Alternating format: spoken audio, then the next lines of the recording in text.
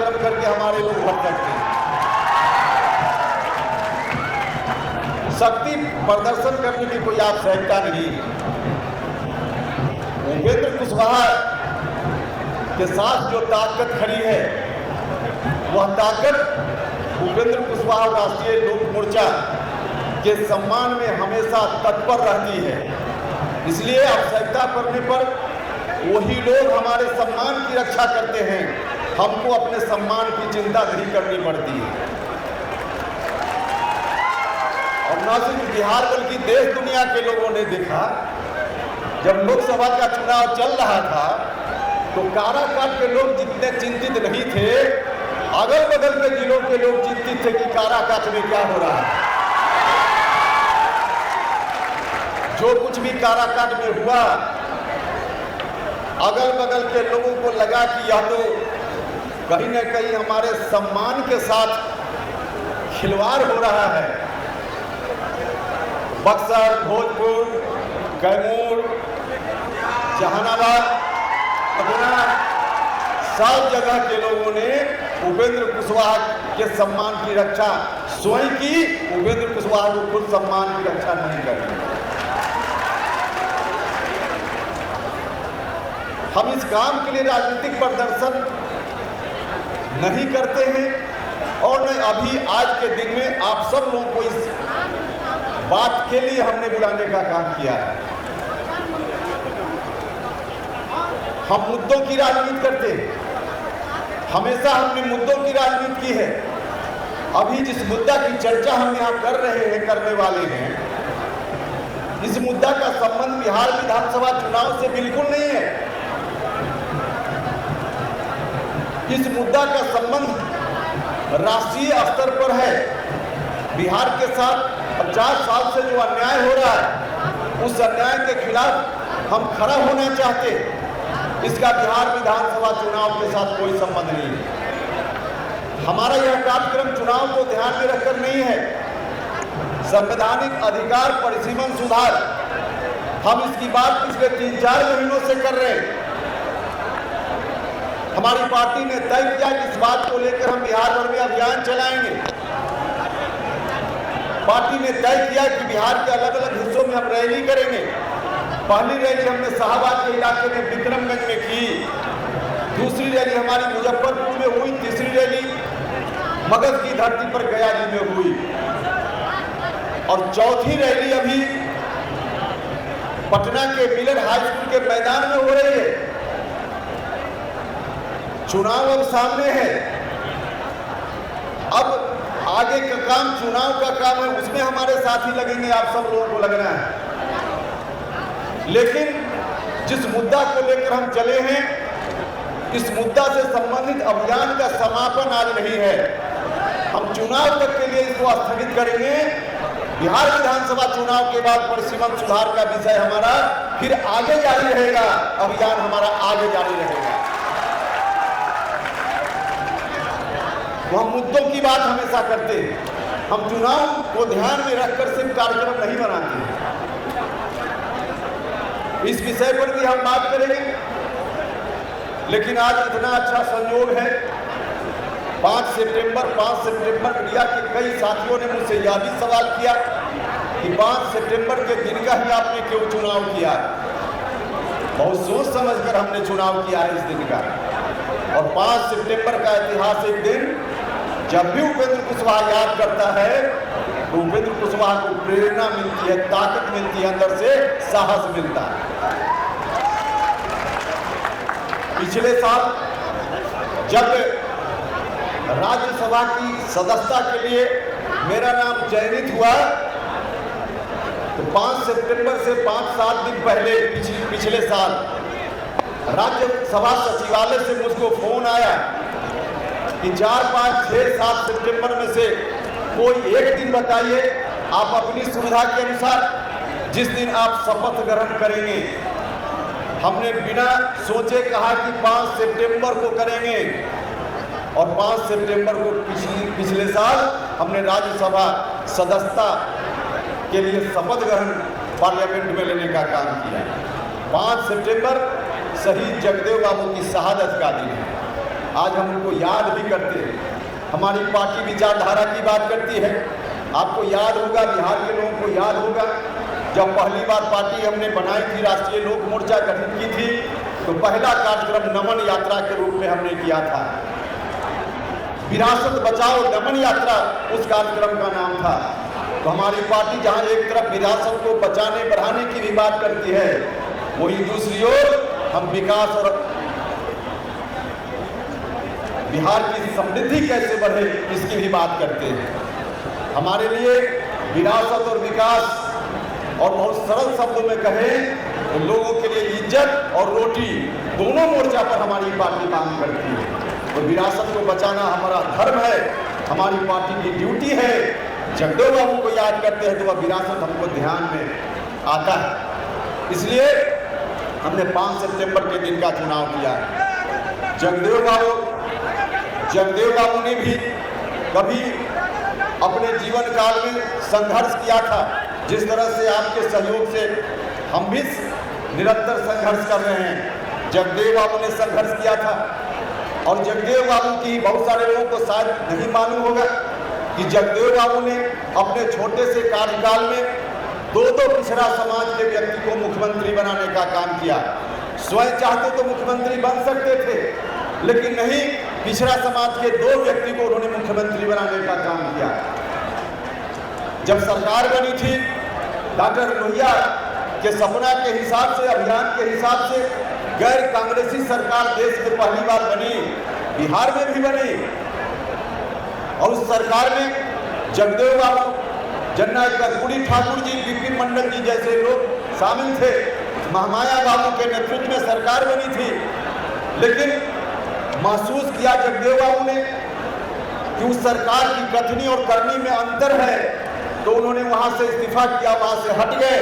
और हटने के बाद जो विधायक दल था उस वक्त, उसमें ब्रेक हुआ, अलग से एक ग्रुप बना और उस ग्रुप के नेता के रूप में जगदेव बाबू स्वर्गीय बीपी मंडल साहब को बिहार का मुख्यमंत्री बनाना चाहते थे।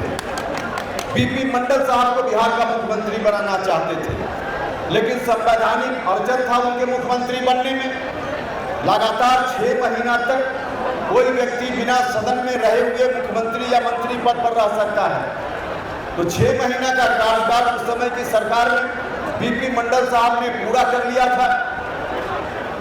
उस वक्त किसी सदन के सदस्य नहीं थे, तो गवर्नर साहब ने, तत्कालीन राज्यपाल ने कहा कि हम इनको शपथ दिलाने में हमको दिक्कत है, अब शपथ नहीं दिला पाएंगे क्योंकि किसी सदन के सदस्य नहीं है फिलहाल, और 6 महीना तक मंत्री रह चुके हैं। तब जगदेव बाबू ने बीच का रास्ता निकाला और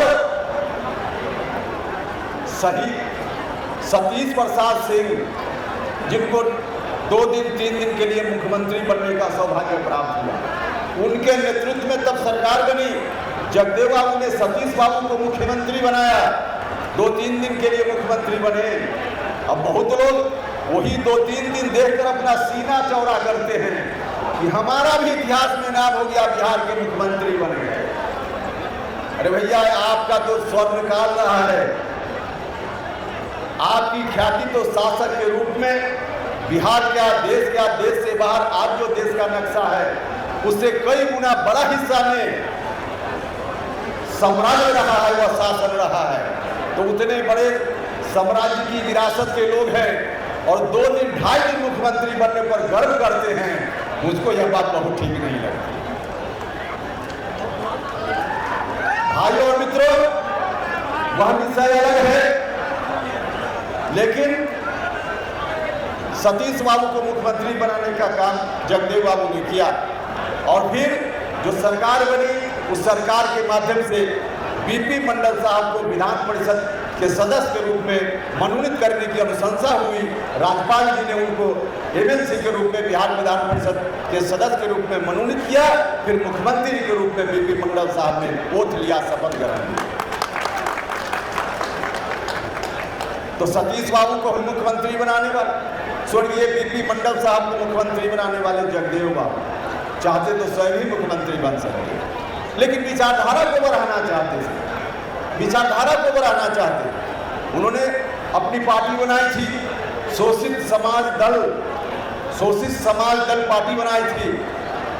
जगदेव बाबू का निधन, अगर जिस तरह से उनकी हत्या हुई उस तरह से उनका निधन नहीं हुआ रहता तो आगे चलकर शोषित समाज दल और मजबूत पार्टी के रूप में उभरता।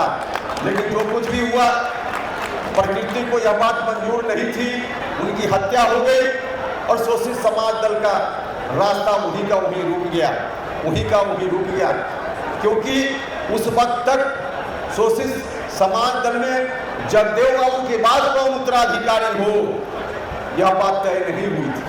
कौन व्यक्ति उनके बाद उस पार्टी को उस विचारधारा के साथ चला पाए, यह तय करने का उनको मौका नहीं मिला। क्योंकि अचानक से चले गए हमारे बीच से, उनकी हत्या हो गई।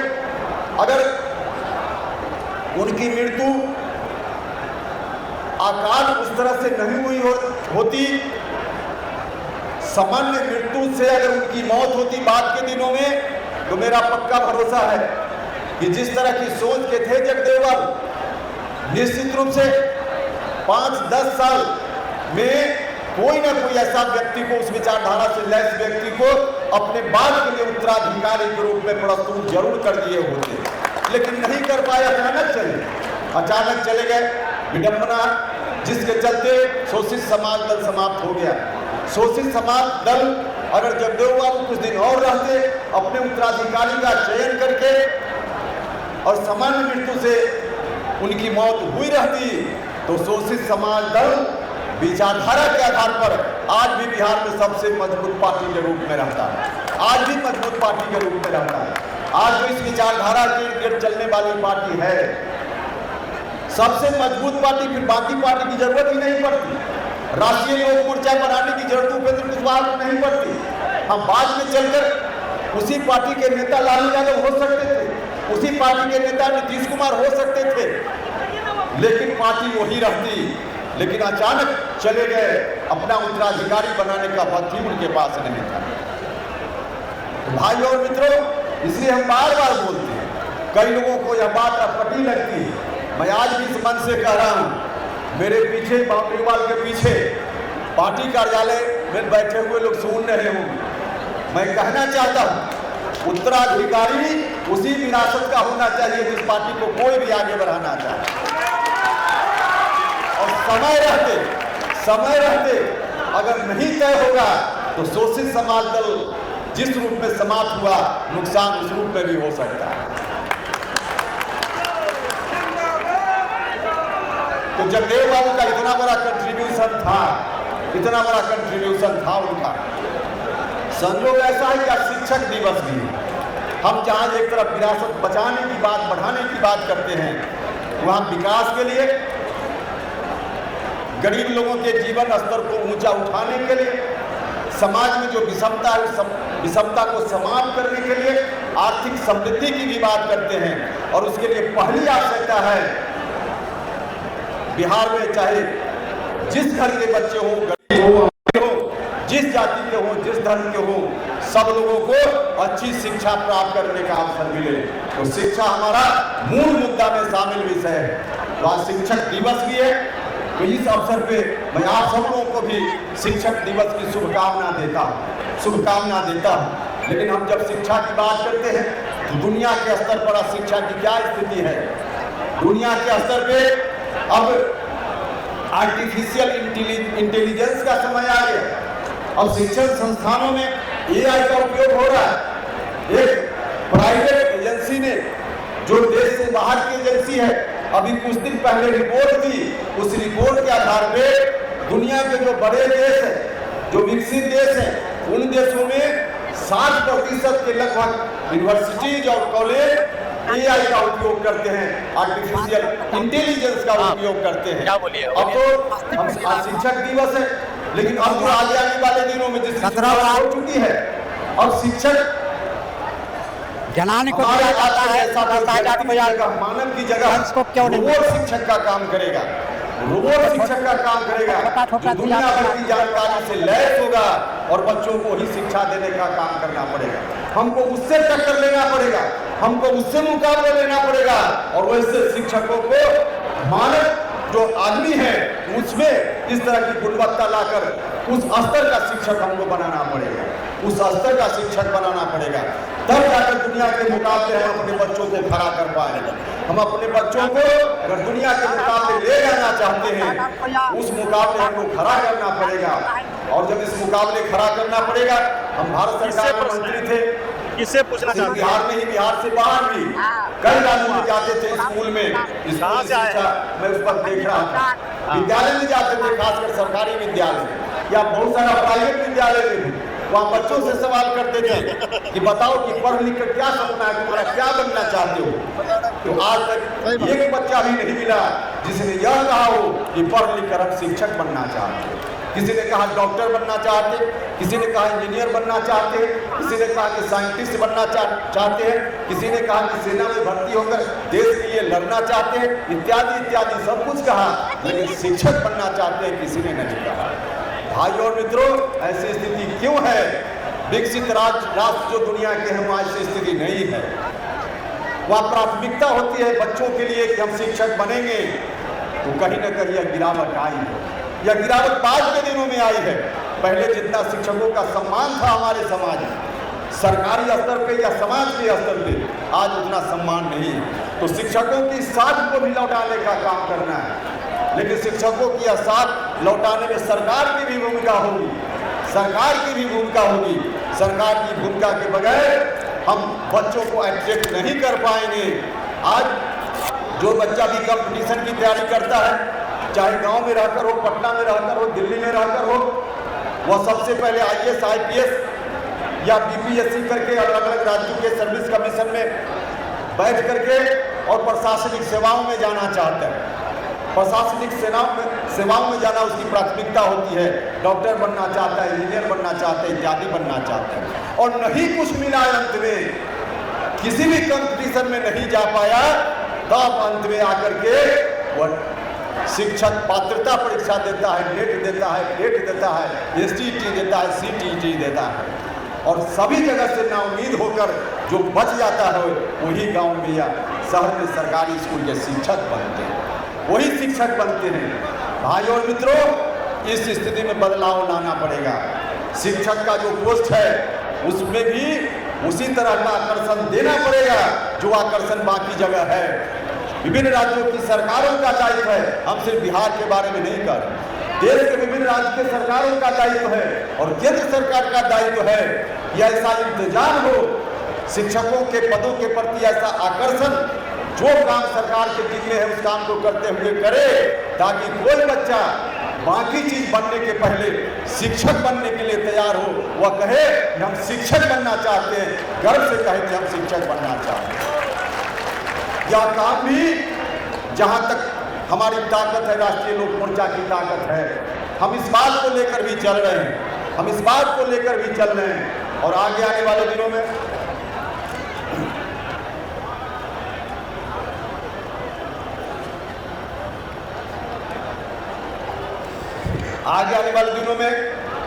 सत्ता में भी जितनी ताकत हमको मिल पाएगी, उस ताकत का पूरा इस्तेमाल बिहार के गरीब बच्चों के लिए। अच्छा आदमी, स्टार्टअप सब कभी नहीं सुना होगा, लेकिन स्टार्टअप प्रधानमंत्री जी ने उसको अपने एजेंडा में शामिल किया, केंद्र सरकार के एजेंडा में शामिल किया, और नौजवान अब स्टार्टअप की ओर जा रहे हैं।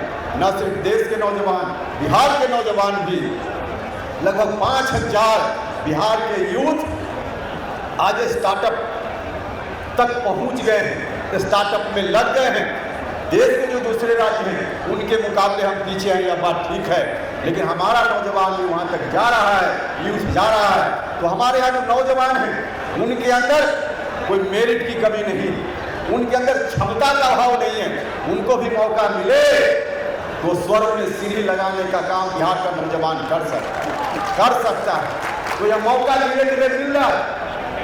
जहाँ तक हमारी ताकत, हमारी पार्टी की ताकत आगे आने वाले दिनों में सत्ता में रहेगी, हम उस ताकत का इस्तेमाल बिहार के नौजवानों के हक को दिलाने में भी पूरा इस्तेमाल करने का काम करेंगे। भाइयों और मित्रों, हमारी पार्टी का जो नारा ही है, जय किसान जय नौजवान। हम किसानों की भी बात करते हैं, नौजवानों की भी बात करते हैं। हम जब सामाजिक न्याय की बात करते हैं, जगदेव बाबू को याद कर रहे हैं, सामाजिक न्याय की सबसे मुखर आवाज उस समय जगदेव बाबू थे। सामाजिक न्याय की सबसे मुखर आवाज उस समय जगदेव बाबू थे। तो सामाजिक न्याय की जब हम बात करते हैं तो समाज में जो वंचित लोग हैं, चाहे जिस जाति के हो, जिस धर्म के हो, हम सब की बात करते हैं, सबके बीच समानता लाने की बात करते हैं। हम किसानों की समृद्धि की भी बात करते हैं, महिलाओं के सम्मान और सशक्तिकरण की भी बात करते हैं। तो हर तरह से हमारा एजेंडा, हर तरह से हम मुद्दों की बात करते हैं भाइयों और मित्रों। इसलिए आगे आने वाले दिनों में इस विषय को लेकर हमको आगे बढ़ते रहना है। आपका साथ चाहिए, सहयोग चाहिए। आज जो विषय है, इस विषय पर भी हम चर्चा करेंगे, लेकिन उसके पहले, क्योंकि हम विरासत की बात बार बार कर रहे हैं, जगदेव बाबू का नाम बार बार ले रहे हैं, भाइयों और मित्रों, उस विरासत को आगे बढ़ाने में बड़ी भूमिका थी। बिहार में जो एक शासन चलता था, सम्राट अशोक का नाम दुनिया भर के लोग आज लेते हैं। हमारी प्रतिष्ठा न सिर्फ बिहार की प्रतिष्ठा बल्कि हिंदुस्तान की प्रतिष्ठा, भारत की प्रतिष्ठा अगर दुनिया भर में है तो उसमें सम्राट अशोक के कारण भी आज भी वह प्रतिष्ठा की चर्चा होती है। जब हम उन दिनों को याद करते हैं, हम उन दिनों को याद करते हैं,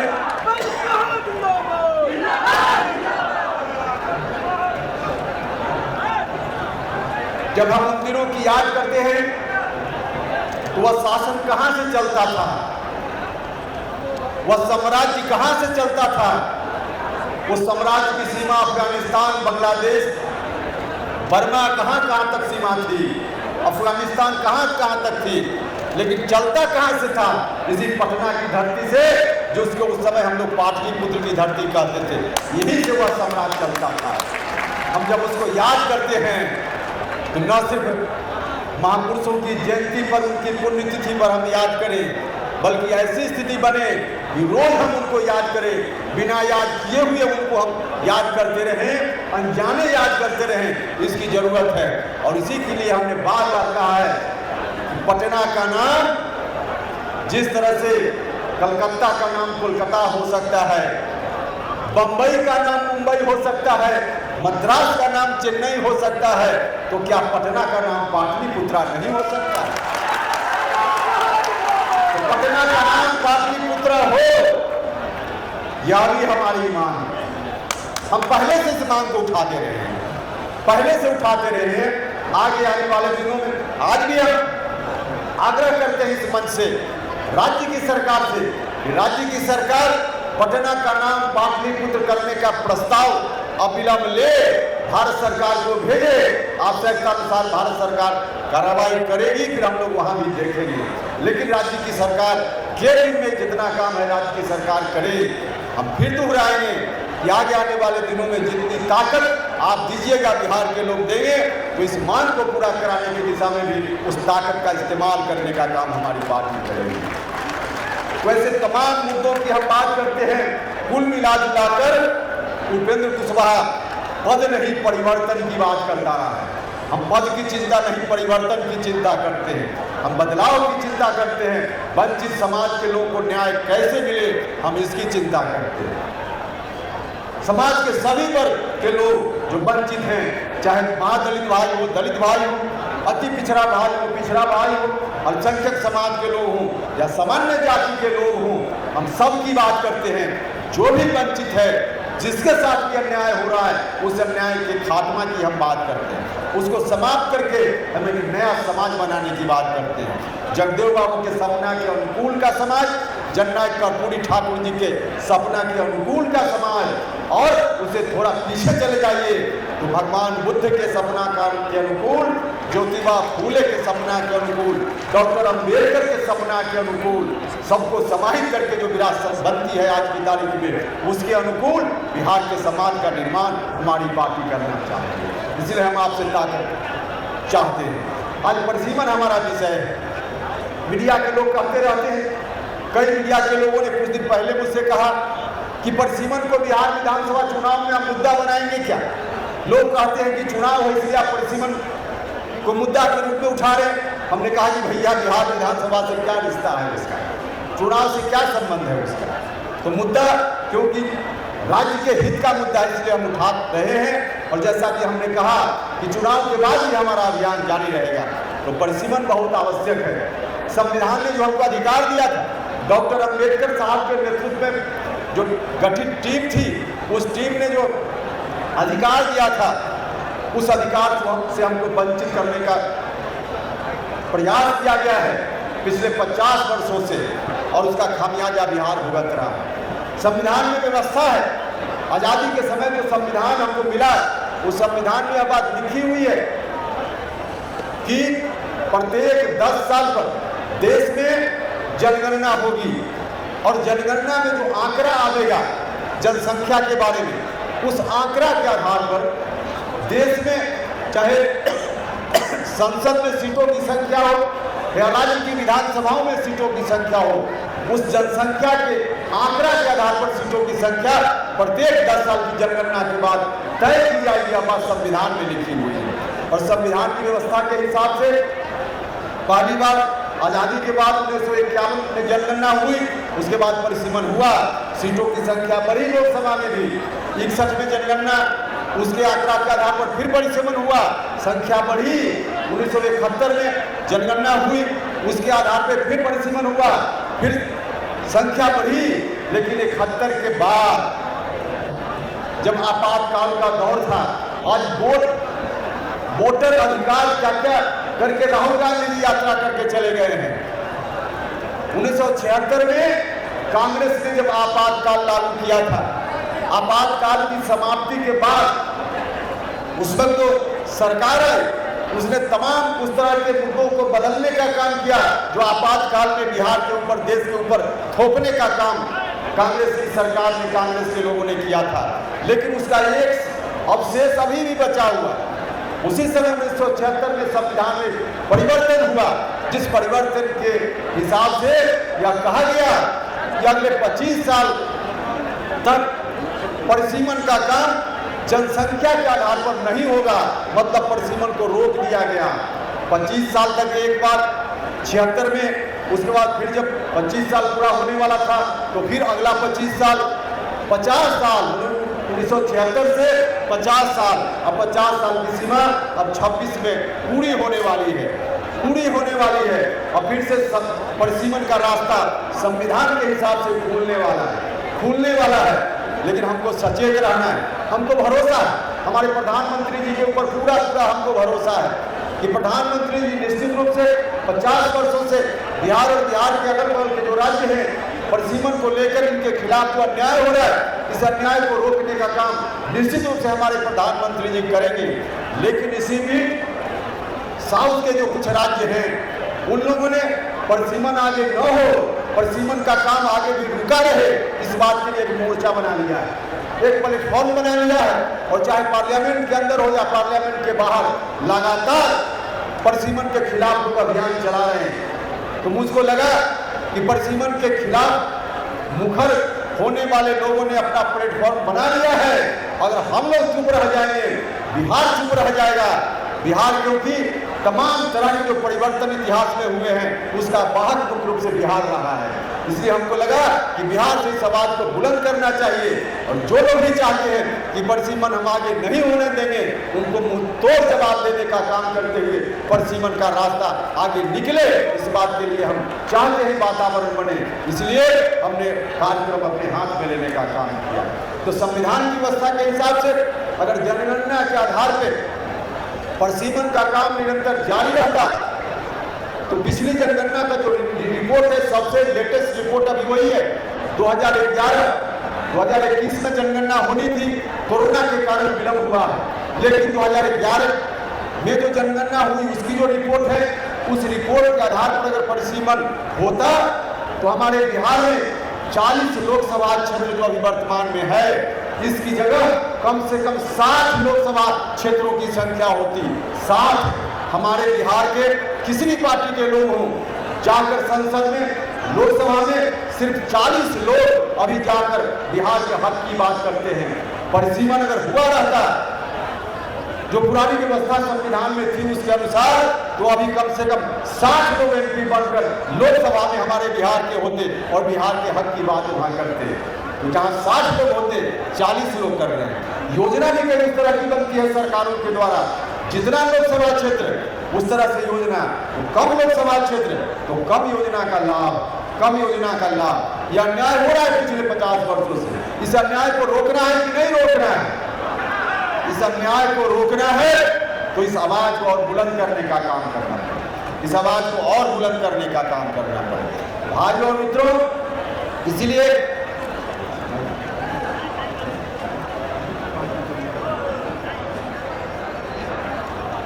भाइयों और मित्रों, परिसीमन को लेकर कई तरह की भ्रांति भी फैलाने की कोशिश हो रही। जो लोग इसके विरोध में हैं, आप लोग जरा गौर से सुनिए। जो लोग विरोध में हैं उनका तर्क क्या है?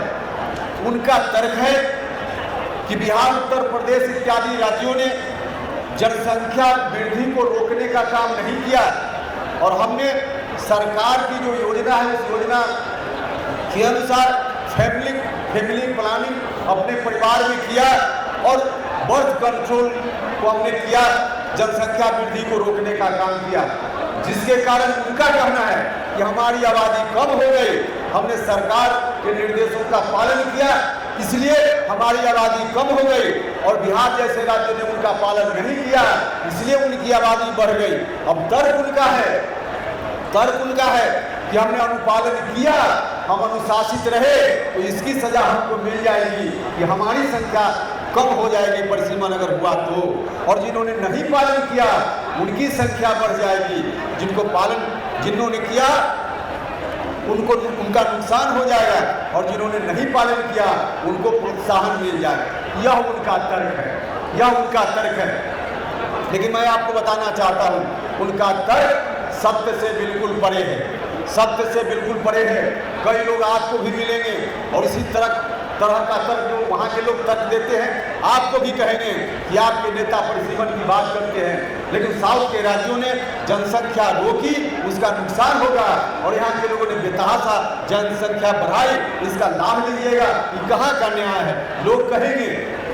यह जो उनका तर्क है, जरा ठीक से समझिए, उनका तर्क बिल्कुल बेबुनियादी तर्क है। भाइयों और मित्रों, उनकी जनसंख्या जब से देश में जनगणना का काम शुरू हुआ, आज़ादी के पहले का 150 साल, 1881 में पहली बार तत्कालीन भारत की सरकार ने जनगणना कराने का काम शुरू किया था। तब से जनगणना आज़ादी के समय तक लगभग 150 साल में जो जनगणना की रिपोर्ट है, उस रिपोर्ट के हिसाब से तब हमारी आबादी, बिहार और बिहार के अगल बगल के राज्यों की आबादी उस वक्त घट रही थी, बढ़ नहीं रही थी, घट रही थी। उनकी आबादी तब बढ़ रही थी। जो लोग आज कह रहे हैं कि हमने आबादी को कंट्रोल किया है, तो 150 वर्षों में उनकी आबादी बढ़ रही थी, लगातार बढ़ रही थी। 51 तक रहा, 61 तक उनकी आबादी उनकी बढ़ी और 71 में मामूली कमी आई। तो लगातार 150 साल से आबादी आप बढ़ा रहे थे। अगर लोगों के चाहने से ही आबादी बढ़ने का मामला है, जैसा लोग तर्क देते हैं दक्षिण के लोग, तो जब उनकी आबादी बढ़ रही थी तो 51 में उसका लाभ लिया, 61 में उनकी आबादी बढ़ रही थी तो उसका लाभ लिया, 71 में भी लाभ लिया और 61 हमारी आबादी उस वक्त नहीं बढ़ी जब देश गुलाम था। सबसे ज़्यादा अंग्रेजों के शोषण के हम शिकार हुए।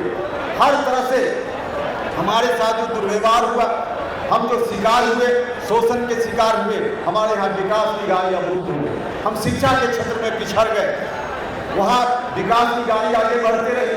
वहाँ जो विकास का काम अभी भी ज़्यादा देख रहे हैं, उसके पीछे भी ऐतिहासिक कारण है। उनका विकास ज़्यादा हुआ, उनके यहाँ शिक्षा का प्रसार ज़्यादा हुआ। ऐतिहासिक कारण से हमारे यहाँ इसका अभाव रहा। तो उनकी आबादी जब बढ़ रही थी तब तो 61 में तो परिसीमन रोकने की बात उन्होंने नहीं की। उनको जब लाभ मिल रहा था तो परिसीमन उनके लिए ठीक था। 71 में जब लाभ मिला तो परिसीमन ठीक था और शुरुआती दौर में हमारी आबादी कम थी। जब अब हमारी आबादी बढ़ रही है तो अब करें कि नहीं, अब तो भोज बंद हो जाए। मतलब कि जब पंगत में बैठकर वहाँ के लोग भोजन कर रहे थे तब तो पंगत जारी रहे, उनकी भी कोशिश थी। जब उनका पेट भर गया, जब हमारी बारी खाने की आई तो कहते हैं कि अब पंगत बंद कर दो, अब भोज भी बंद हो जाएगा। भाई और मित्रों, यह आबादी वाला जो तर्क है पूर्ण का गलत तर्क है। शुरुआत में उनकी आबादी बढ़ी, अब हमारी आबादी बढ़ रही है। उनको लाभ पहले मिला, अब हमको लाभ मिलना चाहिए। और जहाँ तक सरकारी उपाय से आबादी के नियंत्रण की बात है, तो यह भी उस रूप में नहीं है जिस रूप में सामान्य तौर पर उसका अर्थ लगाया जाता है। कोई भी व्यक्ति, कभी भी कोई माता पिता अपने बच्चा को यह सोचकर जन्म नहीं देता है कि हमारा बच्चा जन्म लेगा तो हमारे राज्य की आबादी बढ़ेगी और परिसीमन में लोकसभा क्षेत्र की संख्या बढ़ेगी। यह सोचकर कोई अपने बच्चों को जन्म नहीं देता। यह बात ठीक है कि जनसंख्या वृद्धि को रोकने का काम करना चाहिए। जनसंख्या वृद्धि एक बड़ी समस्या है, संसाधन सीमित है, जनसंख्या बेतहाशा बढ़ रही है, इसको रोकने का काम करना चाहिए। लेकिन यह सरकारी उपाय से नहीं रुक सकता है, यह सोच से। आदमी के अंदर अगर सोच होगी कि 4 बच्चे होंगे तो पढ़ाई लिखाई में दिक्कत होगी, 2 बच्चे होंगे तो पढ़ाई लिखाई में आसानी होगी, कम बच्चा होगा तो विकास परिवार का ज़्यादा होगा, ज़्यादा बच्चा होगा तो परिवार का विकास कम होगा। यह सोच जब उसके अंदर आएगी तब जाकर वह सरकारी उपायों का भी उपाय करेगा। सोच नहीं आएगी तो सरकार के करने से यह काम कतई नहीं होने वाला है। दक्षिण में उनके अंदर सोच पहले आई क्योंकि लोग शिक्षित हुए, उनको अवसर मिला। हमारे यहाँ अब लोग शिक्षित हो रहे हैं, नहीं शिक्षित लोग थे, गरीब लोग गाँव में जो शिक्षा नहीं थी जहाँ, और आज भी जहाँ नहीं है, वहाँ किसी परिवार में चले जाइए और पूछिए कि बच्चों की संख्या बढ़ रही है तो कहेगा कि इससे क्या दिक्कत है, यह तो भगवान की देन है। 2 बच्चा है तो मजदूरी 400 रुपया रोज कमा कर लाता है, 3 बच्चा होगा तो 600 रुपया कमाएगा। तो उनकी सोच यही तक है क्योंकि विकास के रास्ते में पीछे हैं, शिक्षा उनको नहीं मिल पाई है। शिक्षित होंगे, विकास में आगे बढ़ेंगे तो उनको भी इसकी आवश्यकता महसूस होगी और तब जाकर उनको जैसे शिक्षा पहले मिली तो उनके दिमाग में यह बात पहले आई, हमारे यहाँ लोगों को शिक्षा मिलेगी, विकास के रास्ते पर आगे बढ़ेगी तो हमारे यहाँ के लोगों के मन में भी यह बात आएगी कि हमको अब जनसंख्या नहीं बढ़ाने का काम करना है। तो यह सोच व्यक्तिगत स्तर पर उत्पन्न कैसे हो, इसका वातावरण बनाना पड़ेगा। इसके लिए सरकार को इंतजाम करना पड़ेगा, इसके लिए सरकार को सोचना पड़ेगा, वरना सीधे कार्यक्रम देने से जनसंख्या नहीं रुकेगी। यही कारण है कि हमारे यहाँ जनसंख्या अब तक ठीक से नहीं रुक पाई है। लेकिन एनडीए के पक्ष में वातावरण है। आप सब लोगों से भी आग्रह है कि एनडीए के पक्ष में वातावरण जो है उसको और तेज करिए और मजबूती दीजिए। भारत की सरकार और राज्य की सरकार मिलकर जो काम कर रही है, बिहार के सामने ऐसा सुनहरा मौका शायद अगर चूक गया तो कभी ऐसा मौका नहीं आएगा, कभी ऐसा मौका नहीं आएगा। हमारे प्रधानमंत्री जी ने बार-बार कहा कि भारत को विकसित राष्ट्र बनाना है और भारत विकसित राष्ट्र तभी बनेगा जब बिहार विकसित राज्य बनेगा। बिहार विकसित राज्य बनेगा तो बिहार के विकास की दिशा में दोनों सरकार मजबूती से काम कर रही है। बिहार के माननीय मुख्यमंत्री जी ने निरंतर काम किया है, हर तरह से काम किया है, बताने की जरूरत नहीं है। अभी हाल के दिनों में जो कुछ निर्णय हुए हैं, उन निर्णयों के कारण तो विपक्षी पहले ही से चारों खाने चित हो गया है, चारों खाने चित हो गया है। पेंशन की राशि को बढ़ाने का काम करना, बिजली फ्री करने का काम करना, मानदेय कई समूह का मानदेय बढ़ाने का काम करना, तो यह सब काम और बाकी भी सड़क बनाना हो, बिजली का काम हो, निरंतर माननीय मुख्यमंत्री जी हर तरह से कर रहे हैं। इसलिए दोनों सरकार मिलकर अच्छा काम कर रही है। तो हम अभी तक जितने काम हुए हैं, हो रहे हैं, उसके लिए मुख्यमंत्री जी का भी हृदय से, इस मंच से अपनी पार्टी की ओर से धन्यवाद करते हैं और आदरणीय प्रधानमंत्री जी का भी धन्यवाद करते हैं और आपसे अंत आग्रह करते हैं कि आप सब लोग जाइए और एनडीए के पक्ष में माहौल बनाइए, वातावरण बनाइए, ताकि जो लक्ष्य हमारा है फिर से एनडीए की सरकार बने। एनडीए की सरकार नीतीश कुमार जी के नेतृत्व में बनाने में हम लोग कामयाबी मिले। विपक्ष के लोगों के पास कोई मुद्दा नहीं है, इसलिए अनर्गल बातों को लेकर आपके बीच आए।